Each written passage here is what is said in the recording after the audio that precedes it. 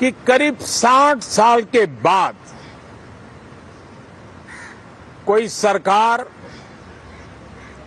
तीसरी बार वापस आए और तीसरी पारी का पहला बजट रखने का सौभाग्य प्राप्त हो, ये भारत के लोकतंत्र की गौरव यात्रा की अत्यंत गरिमापूर्ण घटना के रूप में देश इसे देख रहा है। ये बजट सत्र है। मैं देशवासियों को जो गारंटी देता रहा हूं, क्रमशः रूप से उन गारंटियों को जमीन पर उतारना, इस लक्ष्य को लेकर के हम आगे बढ़ रहे हैं। ये बजट अमृतकाल का एक महत्वपूर्ण बजट है। हमें 5 साल का जो अवसर मिला है, आज का बजट हमारे उन 5 साल के कार्य की दिशा भी तय करेगा और ये बजट 2047 जब आजादी के 100 साल होंगे, तब विकसित भारत का जो हमारा सपना है, उस सपने को पूरा करने की मजबूत नींव वाला बजट लेकर के हम कल देश के सामने आएंगे। हर देशवासी के लिए एक गर्व की बात है कि भारत बड़ी इकोनॉमी वाले देशों में सबसे तेज गति से आगे बढ़ने वाला देश है। गत 3 वर्षों में लगातार 8% ग्रोथ के साथ, 8% ग्रोथ के साथ हम आगे बढ़ रहे हैं, हम ग्रो कर रहे हैं। आज भारत में पॉजिटिव आउटलुक, इन्वेस्टमेंट और परफॉर्मेंस एक प्रकार से अपॉर्चुनिटीज की पीक पर है। ये अपने आप में भारत की विकास यात्रा का एक अहम पड़ाव है। साथियों, मैं देश के सभी सांसदों से, किसी भी दल के क्यों न हो, मैं आज आग्रहपूर्वक कहना चाहता हूं कि हम गत जनवरी से लेकर के हम लोगों के पास जितना सामर्थ्य था, उस सामर्थ्य को लेकर के जितनी लड़ाई लड़नी थी लड़ ली। जनता को जो बात बतानी थी बता दी। किसी ने राह दिखाने का प्रयास किया, किसी ने गुमराह करने का प्रयास किया, लेकिन अब वो दौर समाप्त हुआ। देशवासियों ने अपना निर्णय दे दिया। अब चुने हुए सभी सांसदों का कर्तव्य है, सभी राजनीतिक दलों की विशेष जिम्मेवारी है कि हमने दल के लिए जितनी लड़ाई लड़नी थी लड़ ली। अब आने वाले 5 वर्ष के लिए हमें देश के लिए लड़ना है, देश के लिए जूझना है, एक और नेक बनकर के जूझना है।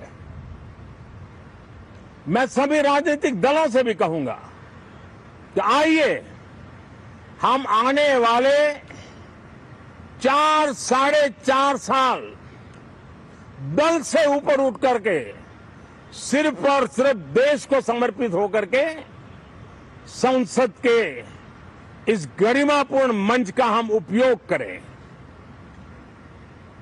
जनवरी 9 जब चुनाव का वर्ष होगा, आप उसके बाद जाइए मैदान में, सदन का भी उपयोग कर रहा है कर लीजिए।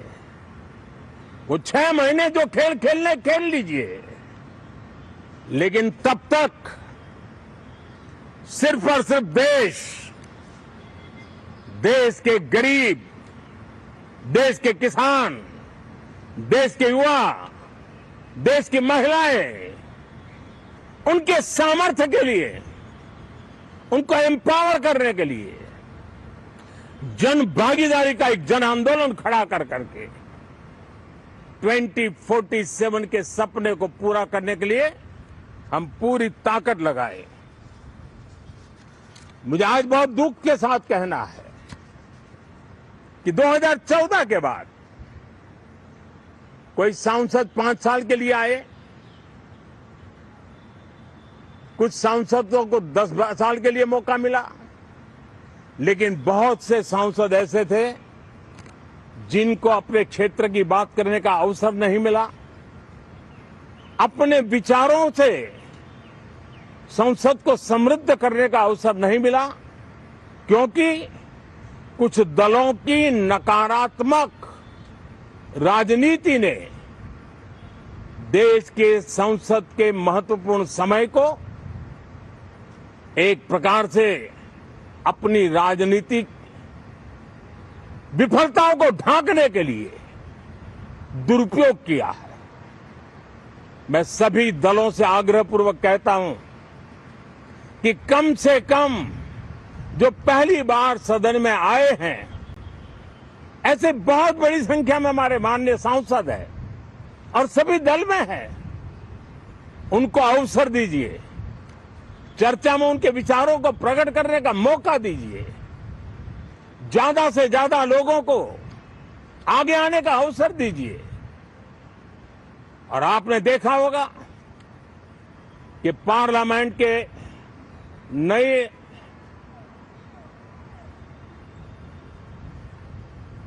संसद गठन होने के बाद जो पहला सत्र था, 140 करोड़ देशवासियों ने बहुमत के साथ जिस सरकार को सेवा करने का हुक्म किया है देशवासियों ने, उसकी आवाज को कुचलने का और लोकतांत्रिक प्रयास हुआ। 2.5 घंटे तक देश के प्रधानमंत्री का गला घोंटने का, उनकी आवाज को रोकने का, उनकी आवाज को दबाने का लोकतांत्रिक परंपराओं में कोई स्थान नहीं हो सकता है और इसका कोई पश्चाताप तक नहीं है, दिल में दर्द तक नहीं है। मैं आज आग्रहपूर्वक कहना चाहता हूं, देशवासियों ने हमें यहां देश के लिए भेजा है, दल के लिए नहीं भेजा है। ये सदन दल के लिए नहीं, ये सदन देश के लिए है। ये सदन सांसदों तक की सीमा तक नहीं है, 140 करोड़ देशवासियों की एक विराट सीमा करके ये लिए है। मैं विश्वास करता हूं कि हमारे सभी माननीय सांसद पूरी तैयारी के साथ चर्चा को समृद्ध करेंगे। कितने ही विरुद्ध विचार होंगे, विरुद्ध विचार बुरे नहीं होते हैं, नकारात्मक विचार बुरे होते हैं। जहां सोचने की सीमाएं समाप्त हो जाती है, देश को नकारात्मकता की जरूरत नहीं है। देश को एक विचारधारा, प्रगति की विचारधारा, विकास की विचारधारा, देश को नई ऊंचाइयों पर ले जाने वाली विचारधारा से हमें आगे बढ़ाना होगा। मैं पूरा आशा करता हूं कि हम लोकतंत्र के इस मंदिर का भारत के सामान्य मानवीय की आशा आकांक्षाओं को पूर्ण करने के लिए सकारात्मक रूप से उपयोग करेंगे। बहुत बहुत धन्यवाद साथियों।